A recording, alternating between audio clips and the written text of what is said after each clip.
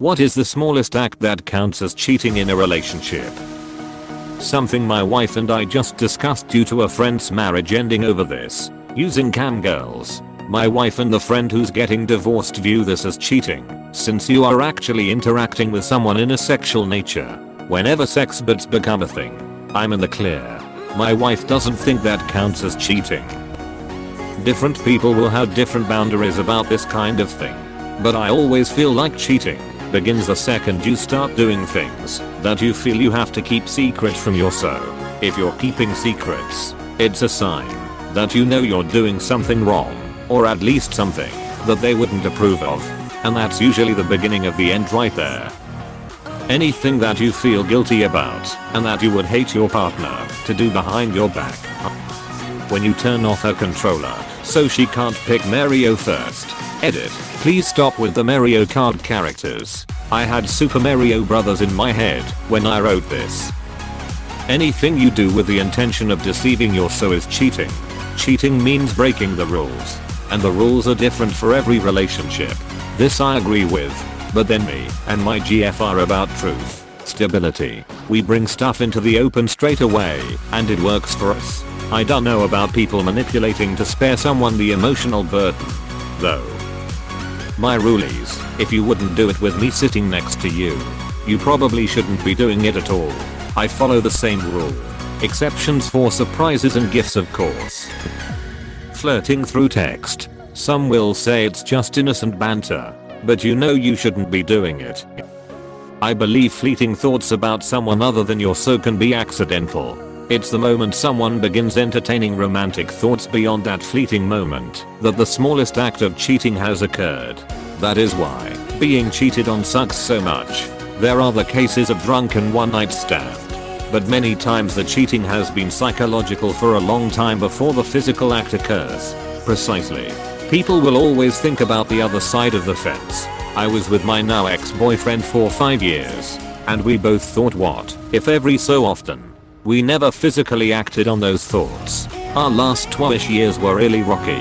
I noticed that I was developing feelings for another man, and I had to decide either to stick with my boyfriend and cut out this new guy or break up with my boyfriend. I ended up breaking up with my boyfriend. I wasn't happy with the relationship, and neither was he. It wasn't fair to him at all that I was falling out of love with him and didn't want to fix it. I never physically cheated, and as soon as I noticed the feelings for the other guy I stopped interacting with him for a while, so I could have a clear head. I think it's questionable whether or not there was emotional cheating there on my end. He cheated on me emotionally 5 years into our relationship. In that case, though, he never cut contact with the girl. He allowed himself to fall deeper into it, and that proves you watch their friendship develop into something clearly way more flirtatious in front of you, and you feel like you're crazy for thinking there could be something more going on. Then your heart drops when you hear him tell you that he likes this girl, but he wants to be with you anyway. I tried my best to avoid emotionally cheating. I ended up breaking up with him as he became more and more controlling towards that last year of the relationship. I've been with the guy I developed feelings for about 1.5 years now. I don't regret my decision one bit. I just wish that I had met him in another fashion /. This gets to the technical answer to Op's question.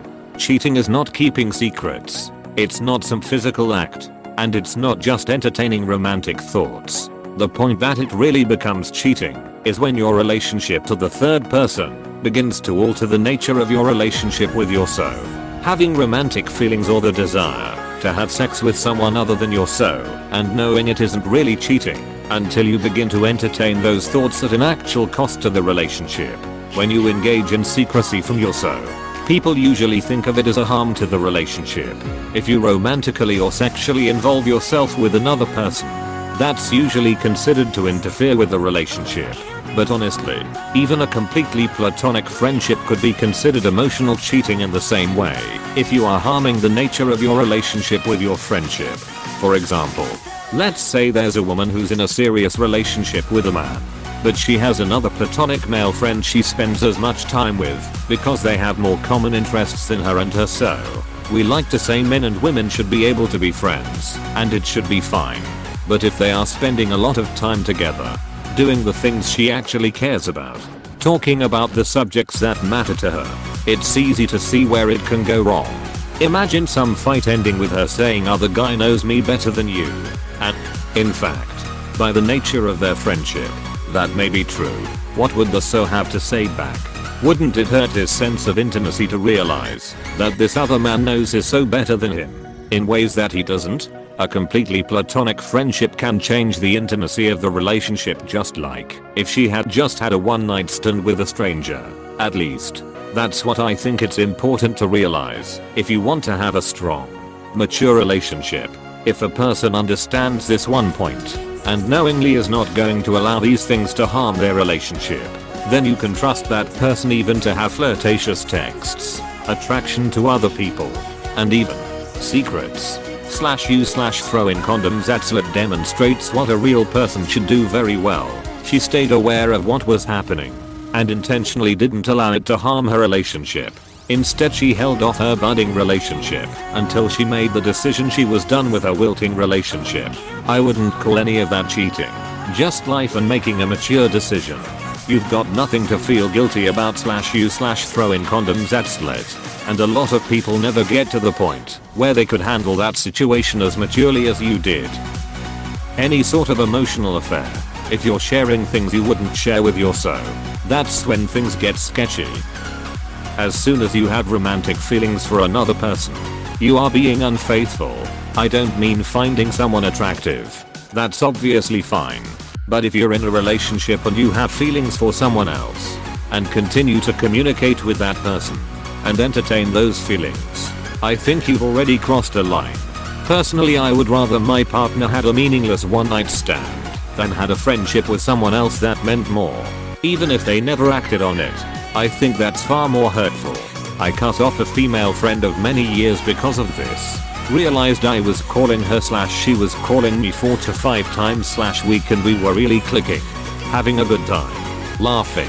All of it didn't help that she was my type physically. My girlfriend is awesome, and I knew my friend was playing the I should have gotten game because she'd rejected me in the past and now had decided that I was worth having since another girl approved of me. I hate that shit, but it makes things clear. My girlfriend thought I was good enough as a single guy. My girlfriend wasn't interested until another girl already had my attention. I miss my girlfriend. She was fun and great, and part of me feels bad for no longer talking to her. But there's no ignoring the facts, and I wouldn't trade my relationship with my girlfriend for anything. So I straight up told my girlfriend I couldn't speak with her anymore. Another interesting note, I never hid my conversations with my girlfriend from my actual girlfriend, and she never asked me to stop talking to her. Though I do think it was getting to her somewhat. I think if she demanded I stop talking to her, I would have been resentful and things may have been different. But her willingness to let me figure things out on my own and have my own space / life just reinforced how awesome she was in my eyes and made it an easy call for me. Shit's complicated, yo. Her willingness to let me figure things out on my own and have my own space / life just reinforced how awesome she was in my eyes and made it an easy call for me. I hope she knows you feel this way and appreciate it about her. When she hid the fact that a person she worked with confessed his love to her, this was after months of me saying he has alternative ulterior motives to his niceness. Are you doing this to compile a list of things you can get away with? Babe, is not what it looks like. This is circumstance number 42, which does not count as cheating. My internet friends told me so. Apostrophe. Same as a lot of people have already said. But if you're having conversations you so wouldn't be happy about, or deleting messages, that's not a good sign. There's a guy in a couple of my classes at uni who has a girlfriend. I know this because they PDA all over social media. I've barely even spoke to the guy in person who started messaging me on Facebook. He always started the conversation relating to what we'd been doing in class at uni. But I always felt there was more to it, and he was flirting, which I obviously didn't like, partly due to the girlfriend thing, and I also have a boyfriend.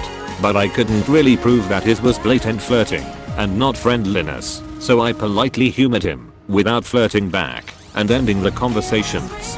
He also used to like all of pictures. I always thought, how is his girlfriend okay with this? and today found that apparently she's not, as he's deleted me off every form of social media along with all the other girls at uni, and they've both been putting depressing statuses, followed by even more extreme vomit-inducing PDA posts. She's the love of my life, etc.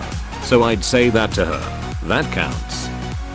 According to my overly attached girlfriend, anything that involves me and another human being of the feminine race. Flirting. I used to think it was okay, but it's not. It's an indication of their willingness to be unfaithful.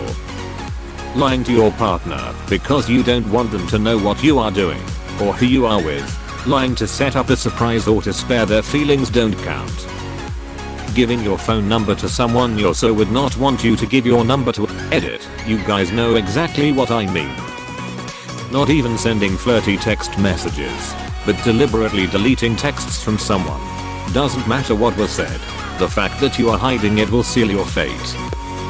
To be entirely honest, in the relationship I'm in, it's tough to actually cheat. We are in an open relationship.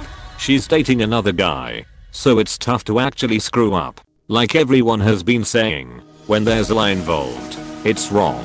Even if it's explained after the fact. If I slept with someone then told my GF, everything would be fine. It's just about being honest.